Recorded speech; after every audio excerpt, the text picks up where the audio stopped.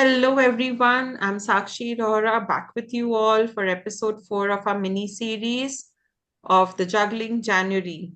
And our today's topic is Skills Beyond Syllabus. Yes, we all know whether it's students, whether it's parents, teachers, how important it is to build skills, to have some extracurriculars in our journey of studying, in our journey of academics, how it builds various values within us, and how can we encourage students to be a part of this creative journey of ourselves. So, yes, with this, we have Amritpal today with us, who has a 15 years of experience in HR and training space. She helps students, corporate employees, and big corporates to remove hurdles and have a thriving career. Hello, Amrit. A very warm welcome to you. Hi, Sakshi. Thank you so much for having me, and I welcome our guest as well. So we have Meet Makhija, our guest speaker for today. He is a final year BSc Finance student with a keen interest in the world of finance. He is currently pursuing CFA program to deepen his understanding of investment and financial analysis. Alongside academics, he has had the privilege of representing India at the BRICS Games in South Africa and Maharashtra, at the National Games 3 times. These experiences have taught him the value of discipline, teamwork, and perseverance, and the qualities that he has carried with him in every area of his life. A very warm welcome to you, Meet. Thank you so much. Thank you for having me. Thank you. Yes, Meet, would you like to share a little bit of your journey before we proceed? Yes, so I think you've given a very good introduction for me already. But yeah, I have been swimming since the age of 4, and I have been swimming till the age of 20. And yes, I believe sports, along with studies, has taught me a lot and has molded my personality in a very different way compared to like just studies. And yeah, and that really helps uh, in all aspects of life. Yes, Amrit, would you like to have something? Sure. So, Meet, actually, the question I was about to ask, and you have started that answer already. Because, in India, the only concept what we have about education is numbers. How much my son or daughter has scored, and they are not focused more on the building their character with extracurricular activities, be it games or anything else. And I really see a person who's sitting in front of me who has already done it. Hats off to your parents as well, and to you also, because the way you have molded your own personality as well as your career. So give us some insights about your journey, how education system plus this extracurricular activity, which is swimming in your case, has helped you to build a character, or where you are right now. Yes, so swimming definitely has played a major role in my life. It has helped me mold my personality, instill discipline, focus, hard work, all kinds of qualities. And in my education system, like my initial primary education school has also helped me. My parents have helped me a lot, as you said, to they have adjusted their own timings, they have put in their own hard work, which has directly translated to my academic performance. And currently, I feel if parents are only pushing towards grades and marks, it is not going to help in the long term, because I believe by playing a sport, you change your approach of thinking, you change your approach of how you see different concepts, different aspects of life, and in the long run, that's going to play a bigger role, and it's going to help you, it's going to benefit you, and you will reap the rewards of it in the long term. In the long term. Right, absolutely right. So I have a quick question here, Meet. You said that you started swimming right from the age of 4. Yes. And that is a very formative year where kids are not at all disciplined. And that is the starting or the beginning of their journey in studies. So, how did you manage, or how your parents help you to manage your time for the both, and the passion and the education both can be handled? Because this message is going to be very important for the parents also who just insist on the academics. No, so I come from a family where sports has been a very big thing. So when I started off swimming, it wasn't only swimming. I was thrown into all kinds of sports. Even if I didn't like it, I was pushed into it. And I do encourage all parents to push their kids into all kinds of sports. Let them experience it for themselves. Let them see what they like. And then after I moved on, I narrowed in on one sport which I preferred, which was in my case swimming. And as regards to what role my parents have played, they've played a very big role. They've sacrificed a lot of their own time for me, a lot of their social life for me. And yeah, if you really want to excel, the parents play a very vital role in every kid's sports journey. And apart from my parents, also my school, they've given me many concessions. They've encouraged me a lot. They've given me all the leaves I needed for me to fuel my fire for swimming. That is great. With this comes the following question: the time management. This is a very good skill, you might have developed, because it is not just education. You balanced it, education as well as your sports. So how did you manage your time here? Yeah, so time management is the one of the greatest skill I've learned with swimming.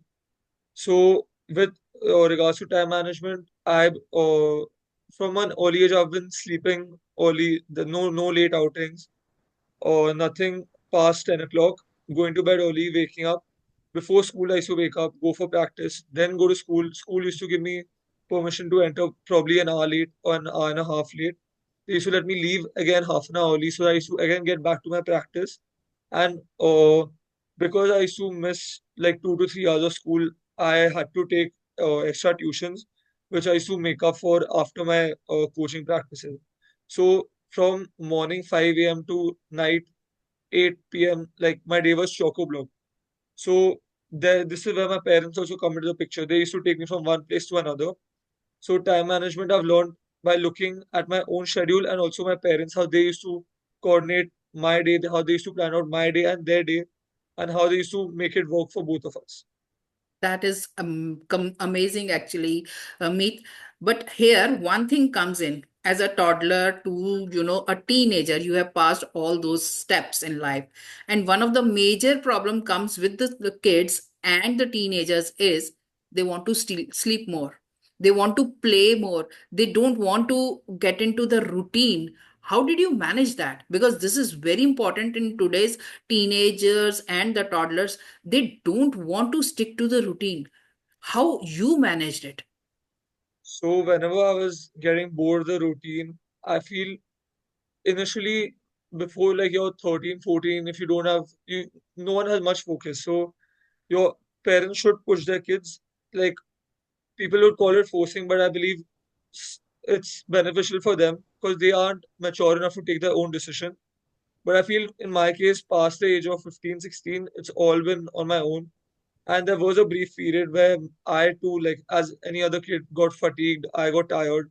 So I did quit swimming in between for 1.5 year. But then again, this is where like this is also, it helped me change my personality. It showed me what I really liked. So I really missed swimming in those 2 years. And this is where I got back into swimming.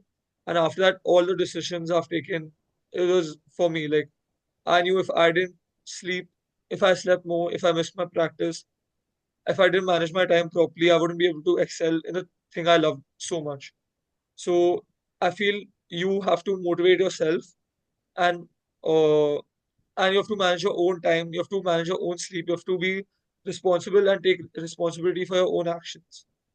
Of course, this responsibility, but this responsibility comes with the maturity, beyond 9th, 10th, 11th, 12th, right? Not before that. That those are the formative years. So, in during that crucial time, right from the 8th standard to the 10th or 12th standard, Obviously, one thing is parents are pushing, but still, some kids do get defiant. They don't want to get into that kind of routine.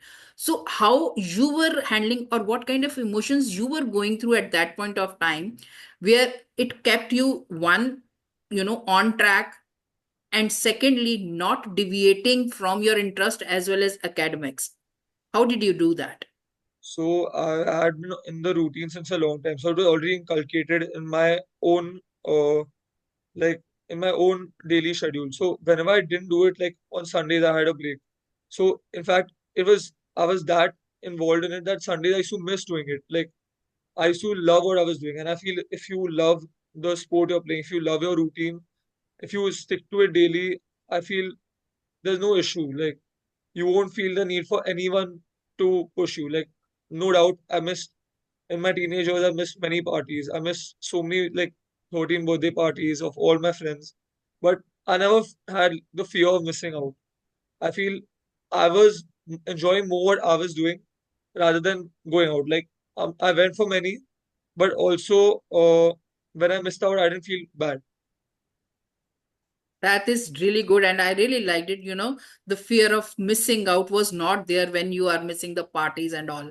So, how did you handle your board exam? Because that is very stressful time, 10th and 12th, right? How did you study? What kind of results did you get? And during that time, were you also pursuing your swimming or not? Yeah, so during my board exams, I normally people tend to start studying like 3 months, 4 months in advance. But I started as soon as my 10th grade started. Every day I started studying for 2 hours, 3 hours consistently. And with board exams, we have pre-prelims, prelims. So I treated each of these exams itself as a final board exam. So by the time boards came, I felt like I was prepared and I like knew everything. So my time management was fine. I didn't have much stress, and this is again the time management skill which I've learned. So this is one of the greatest skill. And yes, I fared pretty well in my board exams. I would like to believe so. Of course, of course.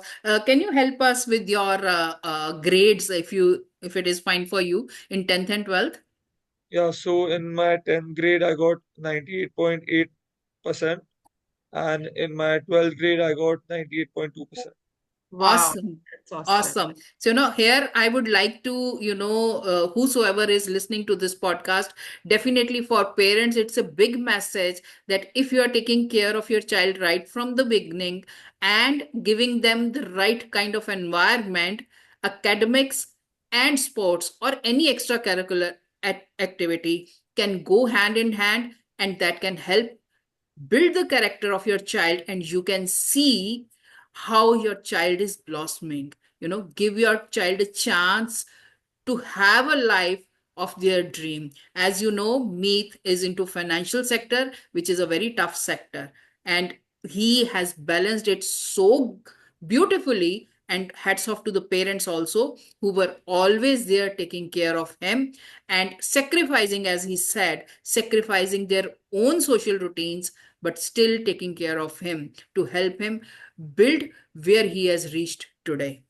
Commendable, Meet, and I really want to congratulate your parents as well.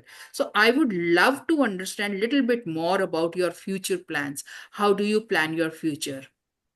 Yes, so actually, I've stopped swimming 1 year back, and now to focus on my career, on my education.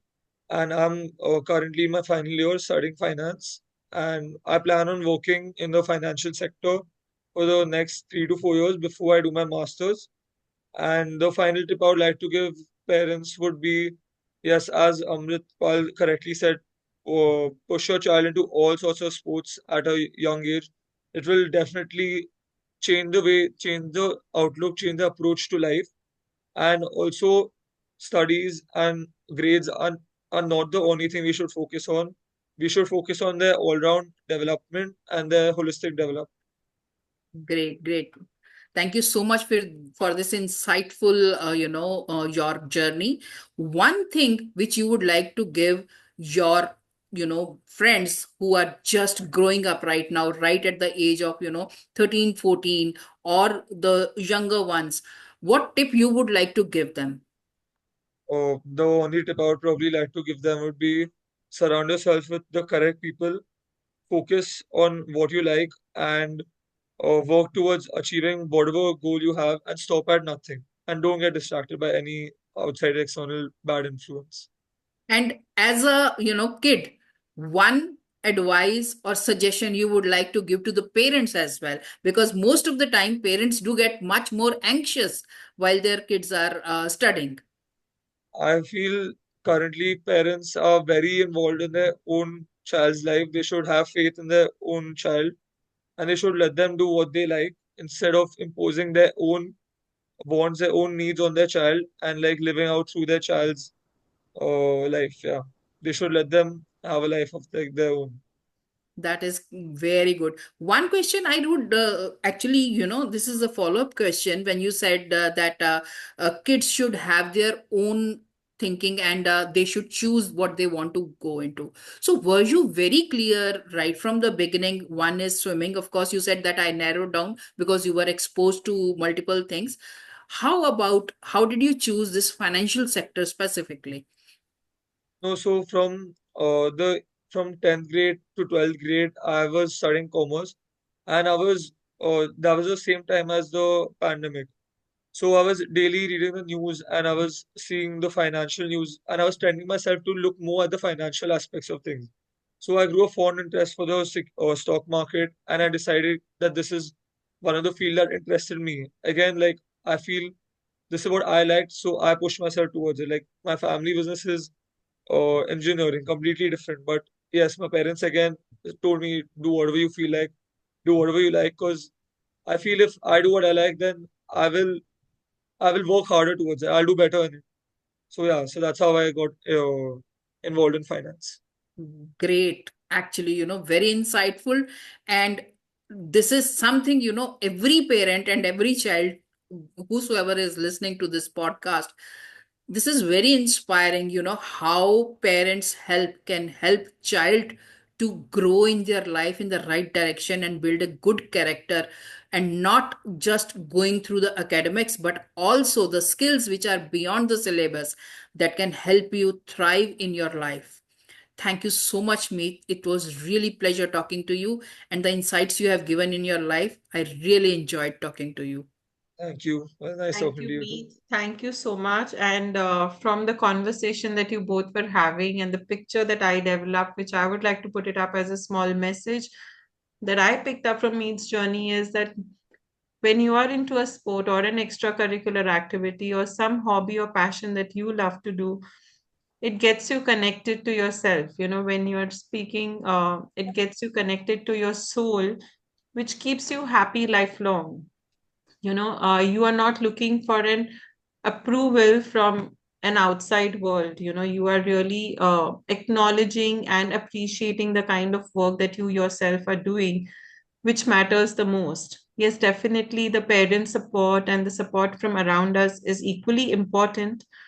And as you said, even the school used to grant additional time that you can go or you can give your exams later. So I think everything gets aligned when you are connected with your soul. And these activities definitely bring you closer to yourself. And as he said, I never missed out on, or there was no fear of missing out. I didn't attend a party or I didn't, go for a social gathering. And probably 13th birthday has been a milestone for most of the kids. It's a teenager and Meet saying, I've been missing every 13th birthday party of my friend. I think it's really, really commendable at this point of time to say that, he took that decision to frame himself what he is today, and this will remain with him for lifelong. So I wouldn't say it was a sacrifice, it was a decision he took for himself, and which has made him so confident, which has made him so powerful to stand in front of people and be who he is. He's not pretending to be someone, but he is being himself today outside in the world, which is a major challenge. We see people coming up to us today, because they are really pretending to be someone. So I'm very proud of you, Meet, today to see you grow and flourish like a flower. And yes, amazing. Thank you so much for being here. We are really privileged to have you here. Thank you for having Yes. me. Thank you. Thank you. Thank So you so much, Meet. thank you, everyone. We'll be back with you with our next podcast very soon. Till then, thank you.